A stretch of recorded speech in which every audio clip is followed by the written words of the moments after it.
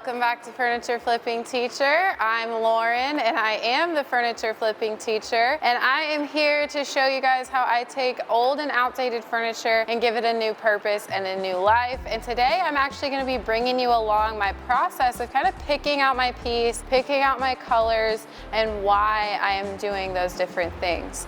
This video is sponsored by Dixie Belle. Thank you to Dixie Belle for sponsoring this video. I've got so much furniture in here and it's a little bit overwhelming sometimes. I've got some finished pieces back here, but I've also got some unfinished pieces back here. I've got some out here and I've got some out here.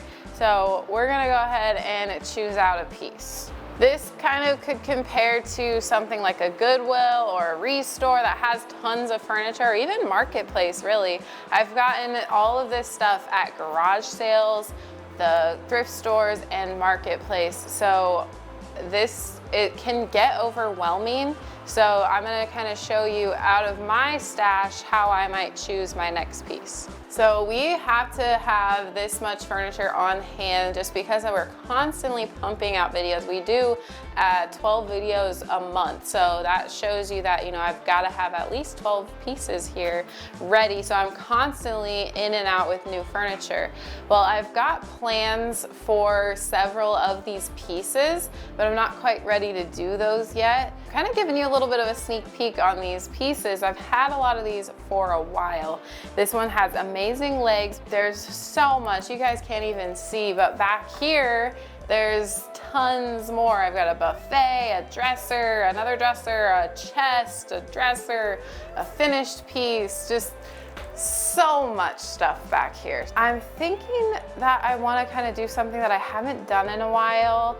And I've got, like I said, I've got some more furniture out there. Some of it needs a lot of work, and I don't really want to do a lot of work today because I just got back from vacation. But I think I know just the piece that I am going to go for. Right back here, we've got a Hutch. And it's a mid-century modern style hutch. It is beautiful. We got it at a thrift store for $70, $75, I believe. And it is just in really great shape. There's minimal damage that needs to be fixed, meaning like filled in holes and things like that. We're gonna pull this guy out and we're gonna get started.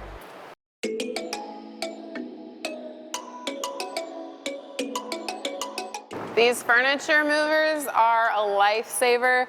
If you don't have these, I'll link them down below in the description, but these are amazing.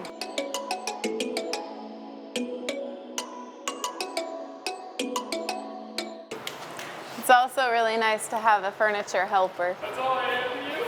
So obviously all of that furniture over there in my storage area, and I've chosen the ones that I think would be a good flip. And some of the things that I keep in mind are, is it solid wood? Because I've been really leaning more towards solid wood pieces lately. And that's just because it's just much better quality. The second thing that I always look for when I'm seeking out furniture to flip is pieces with minimal damage. And the reason that I do that is because I really don't like to, I'm looking for a quick flip, basically, is the moral of the story. So those are the two main things I've been really looking for: solid wood and minimal damage. This is a nice piece and I paid $75 for it. I'm not gonna overpay for something because at the end of the day, I'm looking for the best profit possible. So I'm gonna try to get things on the cheaper side. My first step here in the flipping process after I picked out my piece is to remove the hardware. And I'm pretty sure I'm gonna be attaching it again. It's a little bit crazy. I might, I don't know. I'm probably gonna keep it. I think once I clean it up and once everything is said and done, it will look nice put back on there. And I'm also noticing right here that there is a name brand of furniture, so that's something else that you want to look for as well. Stanley, if you haven't heard of Stanley, it is a very popular and well-known furniture company that makes well-made furniture. So that is a huge plus when you're looking for furniture. It doesn't have to be Stanley, but any well-known, and you can look it up when you're at thrift stores and things like that and see what is this name brand? Sometimes I take the doors off when I'm doing hutches or cabinets like this, but sometimes I don't. And I'm thinking this time I'm gonna leave them on. And the reason is just because it's gonna be easier to paint them while they're on. And I'm also only planning on painting the outsides. So what I'll most likely do over here is cover the hinges with tape, and then at the end I'll probably do some little gold gilding wax on there so that it'll match that hardware and bring it back to life. Our next step, we are ready for cleaning, and I'm going to be using Dixie Belle's White Lightning cleaner. One thing I want to point out really quick is that once I sprayed that White Lightning, I can see a bunch of that stain finish dripping down the front and the surfaces. So what that basically means is it's taking the finish away. That cleaner, like I said, that TSP cleaner is going to do that. It's going to take all that top layer of surface off. So that also means that this piece in particular is probably going to bleed, which means when I put my paint on, the stain color is going to pop through. The step that I'm going to need to take, the one that is mandatory so that bleeding does not happen, and I do this with most solid wood pieces, is to do the primer, which I'm going to be using Dixie Belle's Boss. So not only do we need to clean the piece, but then once we're done cleaning, we also need to rinse it off because we want to get all of that cleaner off of the piece.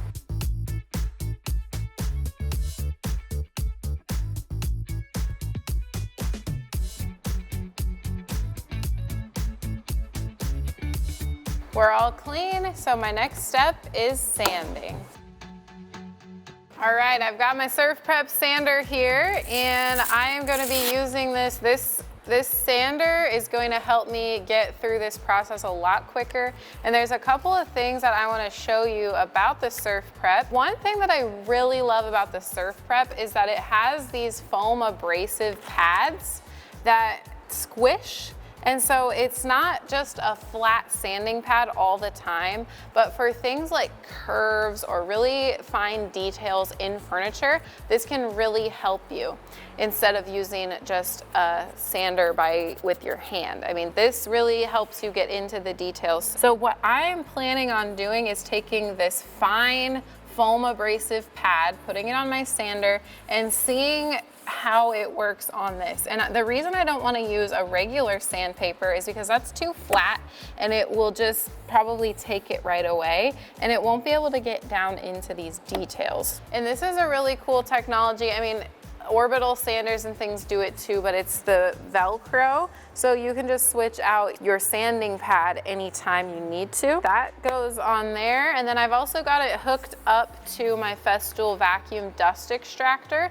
And I'll also link that down below as well. And what this allows me to do is, I mean, I could sand with no mask because this takes the dust right away in these two holes right here. So it's just gonna suck it right up.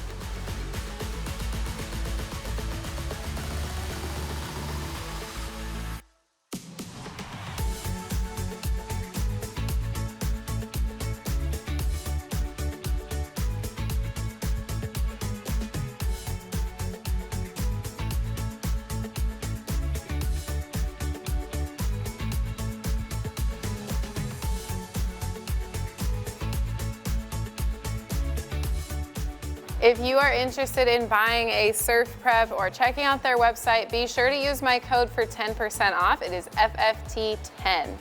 Sanding is all finished up, and so now I'm gonna do some inspections of some of the damage that needs to be filled in with our Dixie mud. So I saw something down here, and I know there's some stuff on the front. So what I'm gonna do is push it over and put it on its side. That way I can have a better angle for filling up those holes. Well, not holes, but the peeling veneer. The one thing that I'm gonna probably have to do here is actually, there's a spider. Daddy long leg. The one thing that I'm gonna have to do instead of using Dixie mud on this is because it's so thick and such a big gouge is I'm gonna use Bondo on this because it needs to be much thicker than Dixie Mud. For Dixie Mud, I would have to use probably several layers. I'm still gonna use Dixie Mud on some of the other damage, but for this specific larger spot, I'm gonna be using Bondo.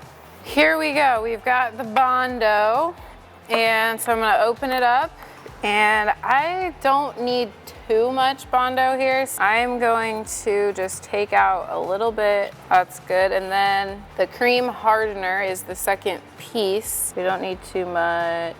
It tells me just about an inch worth, an inch little strip there. And then once all that is mixed, we'll be able to apply it, and then it'll harden within probably about 15 minutes. I'm gonna go ahead and apply that right on there. You have to work pretty quick with Bondo because it does dry quick. And honestly, I might need 2 applications because this is such a thick spot. It's already starting to harden, so definitely have to work fast with this stuff. We'll see. It's hardening, so I can't really move it around anymore. I think, I'm not sure. We'll have to wait and see if I'll need another coat or not, or another application or not. Like once I sand it all down, if it's flush, then I'll be good. If not, then I'll definitely need to go over it with another application. But for now, I'm gonna go ahead and assess the rest of it with my Dixie Mud. And if you didn't know, Dixie Mud is supposed to be stored in the refrigerator. That's just so that it doesn't dry out. If you aren't storing your Dixie Mud that's already open in the fridge, it's not ruined, so just put it in the fridge now. I've gotten a lot of questions about that, but you know, it's still gonna be okay. It's gonna be dry maybe around the edges. So put it in there now. It's not like mayonnaise where if you didn't have it in there and it would spoil, it'll still work just fine. It just really helps it keep it moist.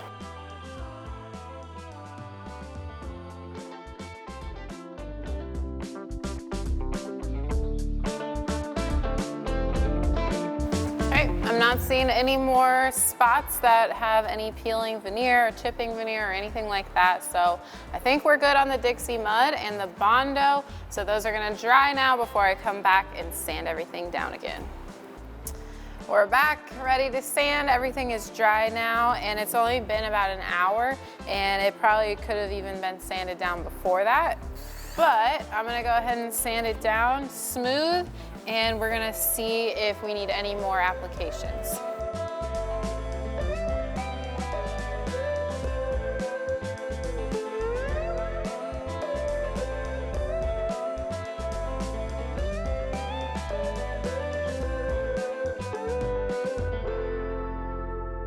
It looks like it mostly got it, but there are still a couple of dents, but I'm gonna have to do another quick application of some Bondo. It's a bummer, but again, quality is key.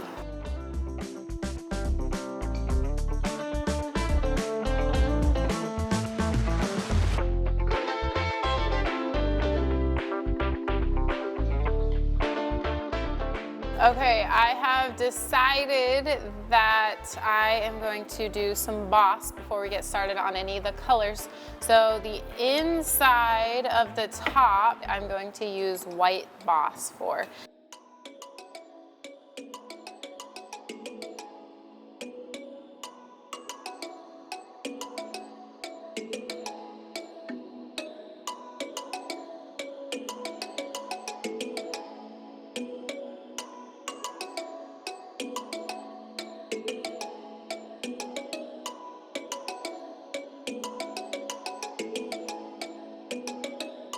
Okay, boss is on the inside here, and one thing that I want to make sure that you guys know is that the first layer, especially when you're doing lighter colors, it doesn't look pretty. The main objective is that you're covering every spot and that there are no drips. Otherwise, with the boss, it doesn't really matter how it looks. It looks really blotchy and all over the place, but that's gonna be covered over by paint, so I'm not too worried about the way that it looks. It's always gonna look worse before it gets better. So we're gonna let this dry now, and then we'll move on to the next step. So we're ready for some boss on the outside inside of the entire hutch. And for the outside, I'm gonna be using gray. The reason being is because I'm thinking that I am going to be using a little bit of a darker color. I know I'm not gonna be painting it white. I haven't nailed down the color just yet, but I'm gonna take you guys along here in just a minute once I'm done with the boss to kind of show you what goes through my head when I'm choosing out a color.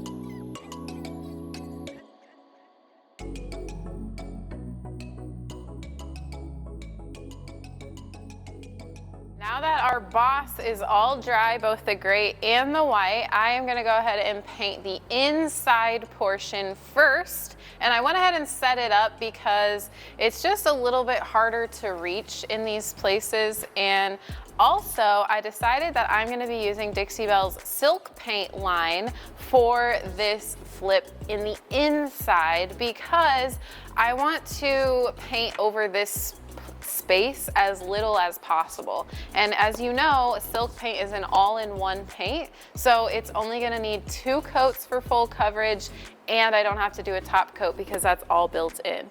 Technically, I wouldn't have had to do the Boss primer layer, but better safe than sorry. So I'm gonna go ahead and use my Scarlet brush here.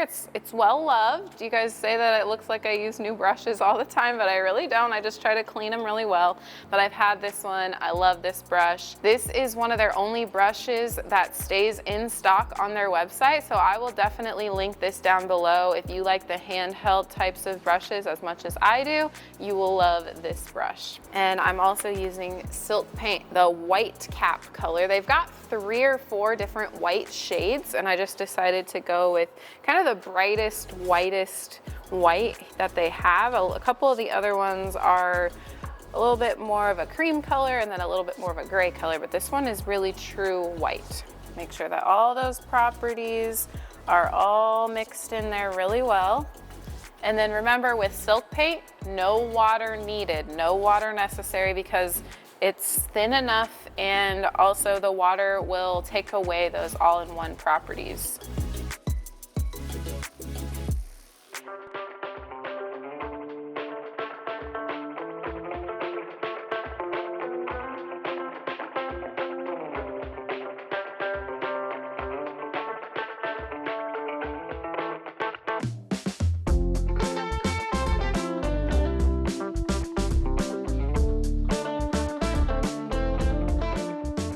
Okay, first coat of the silk paint is finished up. And remember, when you're using silk paint, you don't want to overwork it. So just a couple times back and forth to smooth it out, and then it will continue to have those self-leveling properties. I just want to make sure here that I don't have any drips or things like that, any clumping, and I need to get that all figured out before it starts to dry all the way.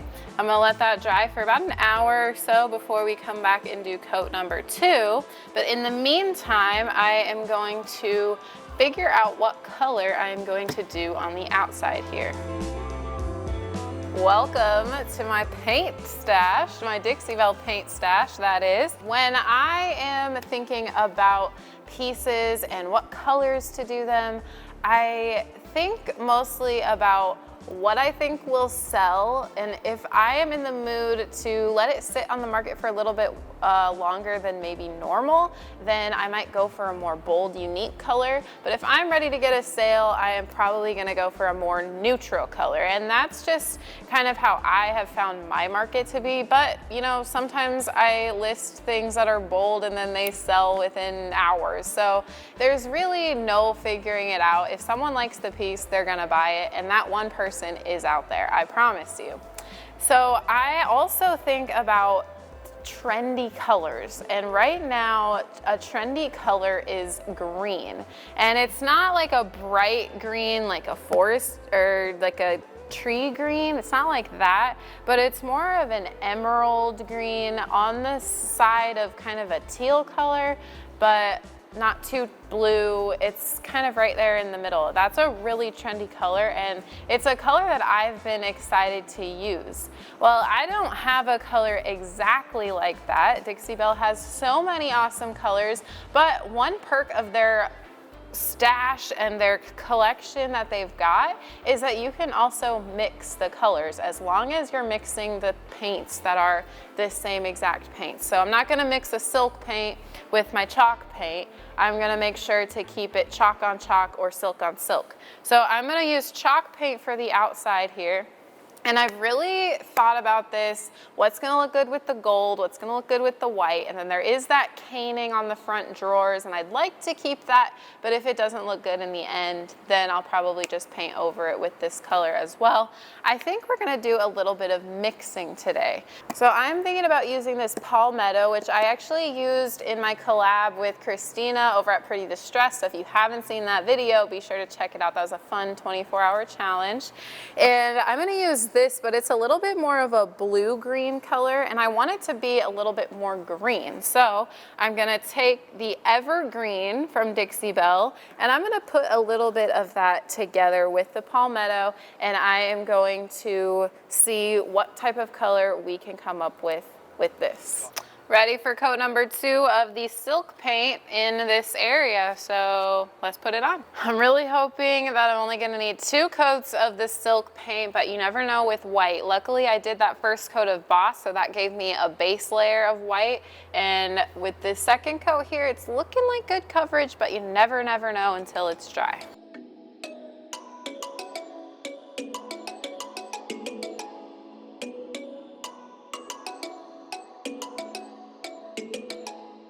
Well, I always get a little ahead of myself and think that white only needs 2 coats, but in reality, I know that it needs more. So I'm gonna do the 3rd coat on this white, and then we'll be able to move on to some color. We're looking good with coat number 3. That's gonna dry now, and then we'll put some color on it. Let's mix some colors. So I'm gonna be predominantly using palmetto. And so I'm gonna dump about a cup in there for now. And it's always important that you measure, because that way if you need to make more, at least you know what you used previously. So I'm gonna do a cup of palmetto, and then I'm gonna do half a cup of the evergreen. So basically 2 parts palmetto, 1 part evergreen.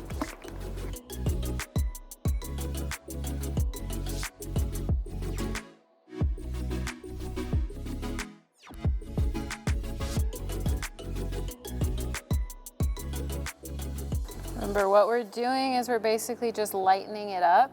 So we're just making it a little more green than blue for the palmetto color.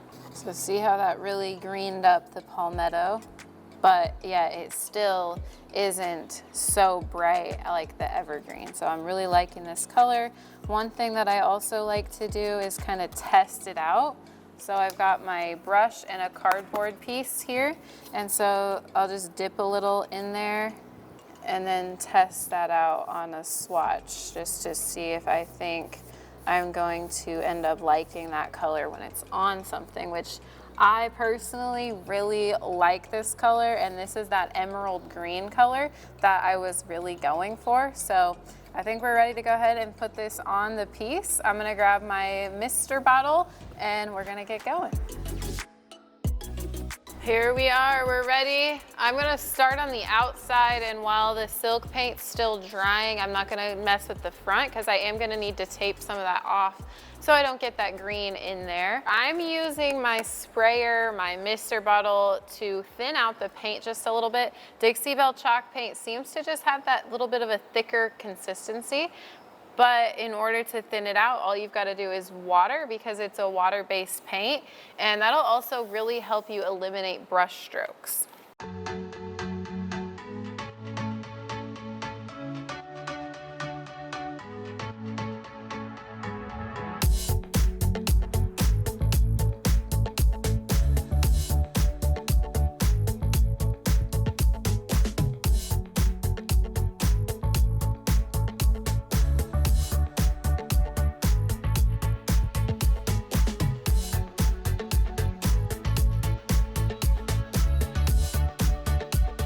Okay, I've got all of the outsides painted green, and then now I'm gonna grab my frog tape and we're gonna tape off the white spots so that I can get more closely along these edges without getting green on any of the white parts.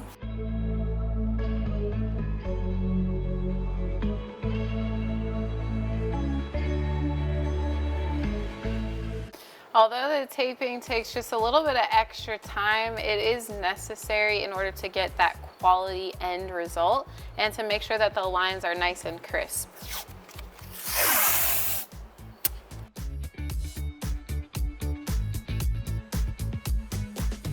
Okay, coat number 1 is done with the green.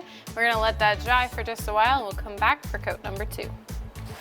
Almost forgot the drawer here. Can't forget this guy. We're back, ready for coat number 2. We're gonna do the same process of thinning it out with my sprayer and then painting it on.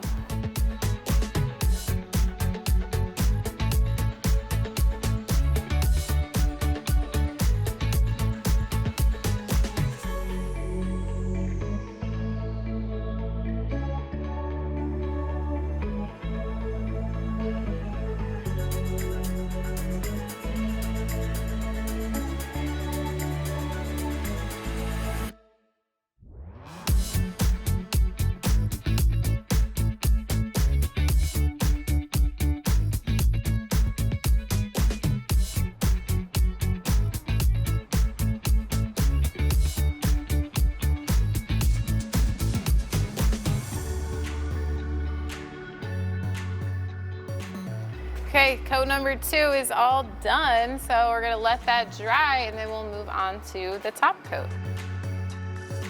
Looks like we're ready for the top coat, and I'm gonna be using the clear coat satin, so there's gonna be a tiny bit of a sheen there with the top coat. I am going to be mixing in some of the color that I used, the green that I mixed, because that's gonna really help me lessen the streaky marks that sometimes a top coat can leave behind. So what I'm actually gonna do is keep this same container, and I've got a lot of green in here left from, well, not a lot, but enough green in there to tint the top coat. So I'm just gonna go ahead and dump the top coat into this bowl. And I don't want to do too much because obviously I won't be able to reuse this top coat since it'll be tinted green. So I'm just going to do little bits at a time and then add more as needed. Looks a little scary at first because it looks like I'm going to be putting this color on there, and promise you it won't dry like that. It'll even out and it'll be nice and satin. So let's go ahead and put some on.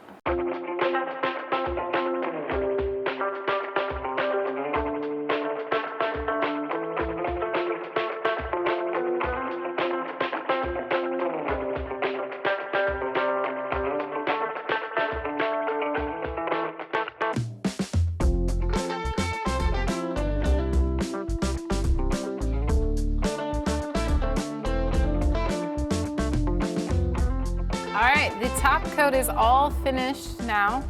So I am going to remove this tape in here and on the drawer while it's kind of still a little bit wet, and then we'll kind of get a little bit of a look at the finished product, but then I've got to go update the hardware. I'm gonna be using Dixie Belle's gold gilding wax to kind of just update this original hardware, and I did clean it up, but there's still just some spots that, you know, it just looks chipped away and kind of, it looks burned, but I'm not really too sure, just burnished or whatever you want to call that, and it's just faded, and I just want to update that gold so that it looks fresh and new. So I've got a detail brush here, a little artist brush, and what I'm going to do, I've got gloves on because the gilding wax is an oil-based wax and it'll just stay on my hands. So all I've got to do is put my brush in there and then kind of just paint it on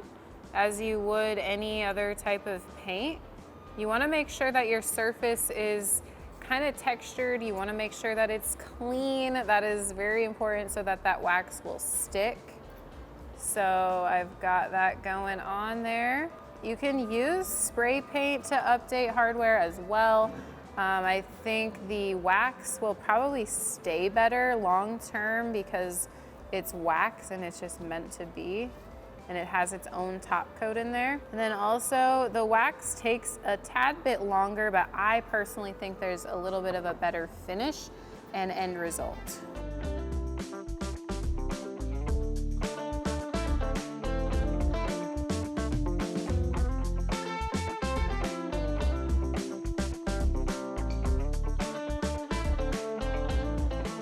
So that is all on there, and that's gonna dry on there for just a little while to cure for about 30 minutes, and then I'll come back and buff it out just to make it all a consistent look across, and then we'll be able to attach it.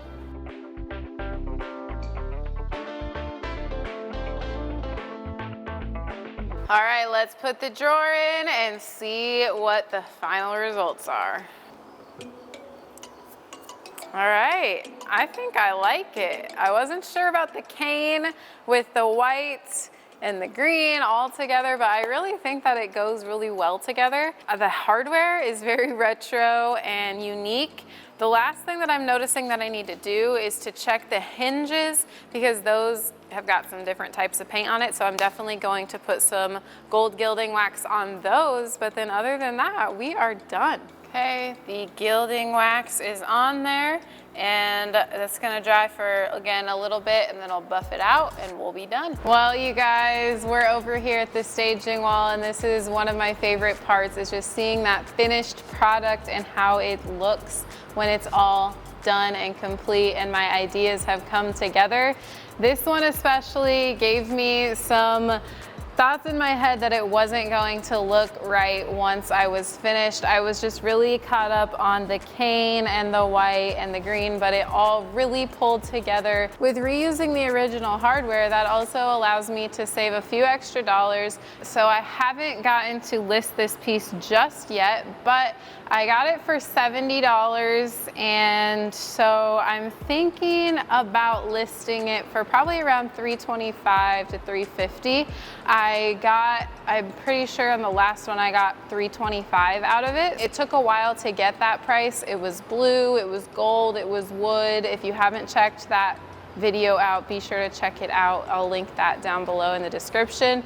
But I'm thinking we're gonna go for $350 on this hutch. It's solid wood, it's really awesome quality, and it turned out really nice. Plus, this color and this cane is very, very trendy right now. So I'm gonna take that into my hands and take that into consideration and have that be apparent in the price that I listed at. So like always, follow us on Instagram at Furniture Flipping Teacher, and we show tons of behind the scenes, and we'll show you when this guy gets sold and for how much and the profit and all of that good stuff. So we would love to have you over there. Other than that, I hope you guys enjoyed this video. We'll be back for another amazing flip on Monday, and you will not want to miss this. I know I say that a lot, but trust me, this is a long-awaited video that you do not want to miss. Thank you guys so much for watching. See you on the flip side.